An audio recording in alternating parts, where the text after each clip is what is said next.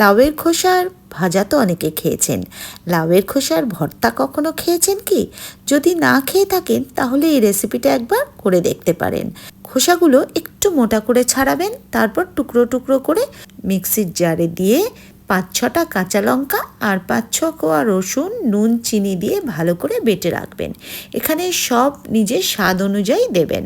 তারপর সর্ষের তেলে কালো জিরে ফোড়ন দিয়ে তাতে 2টো মাঝারি মাপের কুচনো পেঁয়াজ দিয়ে একটু ভেজে নিতে হবে নুন আর হলুদ দিয়ে। নুনটা এখানে খুব সামান্য দেবেন, কারণ বাটাতেও নুন দেওয়া আছে।